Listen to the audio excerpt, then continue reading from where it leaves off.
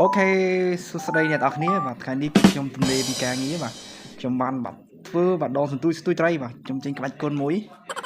បាទឥឡូវនេះខ្ញុំចាប់ផ្ដើមចងហើយបាទផ្លែសន្ទូចនេះខ្ញុំទិញមួយតែ500ទេបងប្អូនបាទស្ទួយបែបកាលយើងនៅក្មេងៗកាលខ្ញុំនៅក្មេងៗអញ្ចឹងណាបាទខ្ញុំធ្វើការចងហើយយំបាច់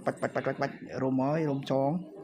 ខ្ញុំធ្វើការចងវាឲ្យជាប់ដើម្បីឲ្យត្រីស៊ីកុំឲ្យវារបូតបាទឥឡូវនេះគឺបាទឥឡូវខ្ញុំបានចងរួចហើយឥឡូវខ្ញុំទៅសាកមើលបាទ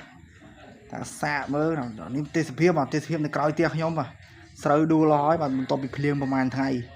បាទបងប្អូននេះគឺជានុយរបស់យើងប្រហុកបាទលួចម៉ែពីក្នុងកតិនមិញ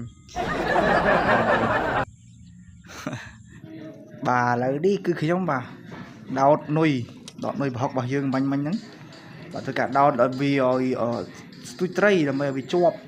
បាទខ្ញុំយកទៅហិតមួយបាទស្អុយបែបឆ្ងាញ់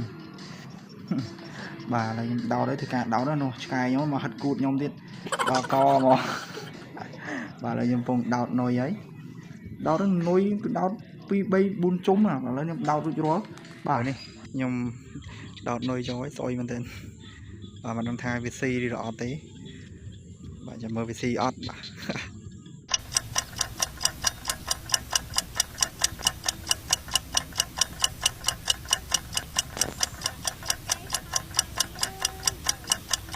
ផលគឺអំបិលបងប្អូនដោយសារទឹកនឹងជ្រៅពេកបាទឥឡូវយើងធ្វើកន្លែងទឹករាក់ឥឡូវនុយរបស់យើងគឺត្រូវបានអាពីក្បាលនេះវាយលុកអស់ហើយចប់ហេបាទត្រូវបានវាវាយលុកអស់ហើយនុយរបស់យើងចោលបលយក